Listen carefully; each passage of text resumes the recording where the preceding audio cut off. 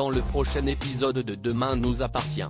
Tandis qu'Aurore fait une découverte qui va changer le cours de l'enquête, Camille ment à Emma. En parallèle, Nord et Gabriel se lancent un défi. Attention, les paragraphes qui suivent contiennent des spoilers sur l'épisode de Demain nous appartient diffusé lundi soir sur TF1. Si vous ne voulez rien savoir, ne lisez pas ce qui suit. Lundi 24 octobre dans Demain nous appartient. Aurore fait une découverte qui va changer le cours de l'enquête. D'après le rapport du médecin légiste, Darius est mort par asphyxie. Il s'agit donc bien d'un suicide. Si Aurore pense que sa culpabilité devait être trop lourde à porter, Lisa estime plutôt qu'il a fait cela pour échapper à la justice. Bien que ses équipes n'aient pas encore réussi à établir un lien entre Régis et Darius, le procureur Perrault pense qu'il s'agit d'un conflit entre automobilistes qui a mal tourné. Une théorie qui ne tient cependant pas la route pour le commandant Constant puisque Darius n'a pas de casier judiciaire ni de passif violent. Tandis qu'il aimerait avoir encore un peu de temps pour éclaircir certaines zones d'ombre autour de la mort de Darius, le procureur lui rappelle que ce n'est pas le moment de faire du zèle et le somme de verrouiller le dossier d'ici ce soir. Malgré tout, Martin ne croit pas une seconde à la thèse de l'accident. Selon lui, il était prémédité et il charge donc Georges de mettre le paquet sur les fadettes de Darius. De leur côté, William et Bénédicte peinent toujours à croire que leur père avait une maîtresse. Ils se demandent alors si Régis entretenait cette femme et si c'est pour cela qu'il avait vidé ses comptes en banque de la sorte.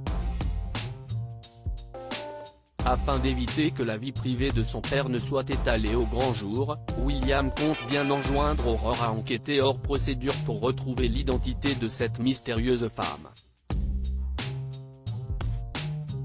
De son côté, Aurore a une longueur d'avance et enquête déjà sur la vie sentimentale de son beau-père. Au poste, Karim apprend à Martin qu'il a épluché les factures téléphoniques de Darius. Malheureusement, rien n'indique qu'il se connaissait avec Régis. En revanche, les policiers se sont aperçus que le masseur du spa avait de sérieux ennuis financiers. En effet, son compte courant était dans le rouge et il avait également souscrit 9 crédits à la consommation dans les 3 mois ayant précédé sa mort. Et tout cela sans compter ce qu'il avait également emprunté à Christelle Moreno. Après avoir épluché le détail des transactions, Georges a relevé une douzaine de virements réguliers pour un montant total de 12 000 €. Puisque ces mouvements financiers ont été effectués depuis une application mobile, il a réussi à remonter jusqu'au téléphone portable sur lequel l'argent a été envoyé. Et ce dernier appartiendrait à une certaine Flavie. Par la suite, Martin échange des messages avec une certaine Johanna qui se dit impatiente de le retrouver ce soir. En rentrant chez lui, le policier se met sur son 31 pour son rendez-vous. Pour l'occasion, Martin a sorti le grand jeu.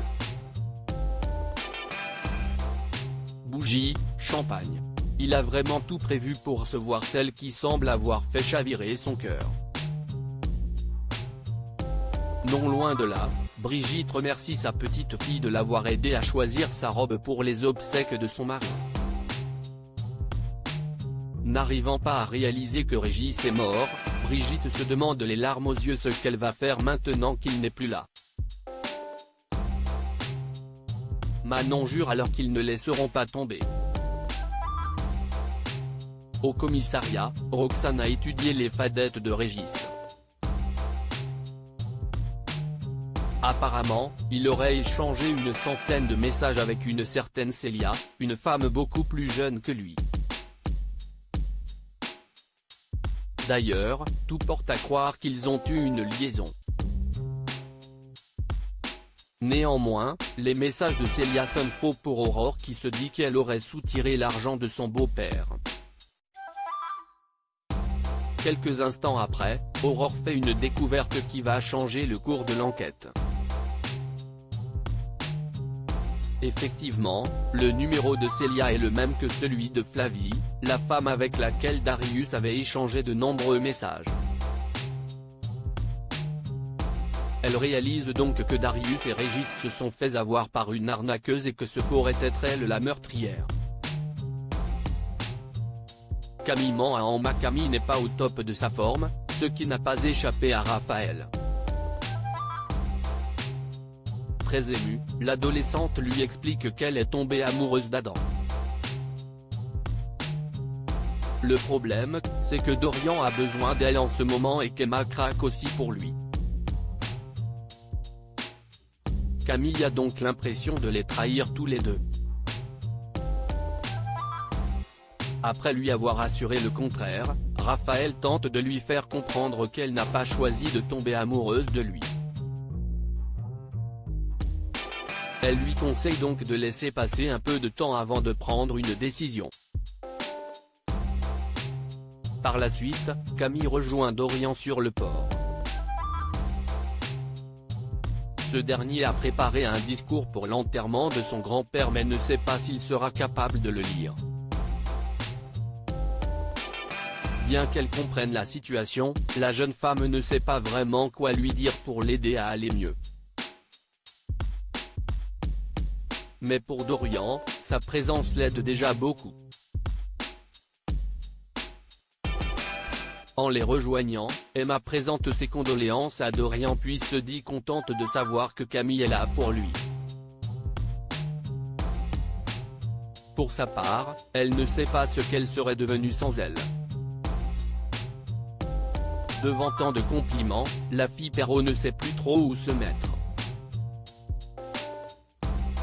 Plus tard, Camille croise Adam au Spoon, lequel lui apprend que le directeur commercial d'une boîte de surf lui a proposé de faire des photos pour son site internet. Camille ayant l'habitude de faire des campagnes de pub, Adam sollicitait donc son aide, ce qu'elle accepte. Peu après, Emma propose à Camille de passer l'après-midi à faire du shopping. Seulement, la jeune femme vient de recevoir un message d'Adam qui souhaite la voir pour discuter de la campagne publicitaire. Elle fait donc croire à Emma que la famille Donnier fait une commémoration pour Régis et que Dorian a besoin d'elle. En se rendant au Spoon en fin de journée, Emma découvre que Camille lui a menti et peine à cacher sa déception. Comme Adam essaie de comprendre ce qu'il se passe, la fille Perrault déclare que tout va bien avant de se remettre à travailler. Cependant, Adam préfère rentrer chez lui car il se fait déjà tard. Nord et Gabriel se lancent un défi. Nord et Gabriel ont fait le tour du Kama Sutra et de toutes les pièces de la coloc. Pour pimenter leur routine, ils décident de se lancer un défi, faire l'amour dans un lieu public. Nord rejoint donc Gabriel au cabinet Perrault où ils font l'amour sur le bureau de Raphaël. Au moment où Nord se rhabille, Gabriel reçoit un message de sa supérieure qui lui annonce qu'elle arrive.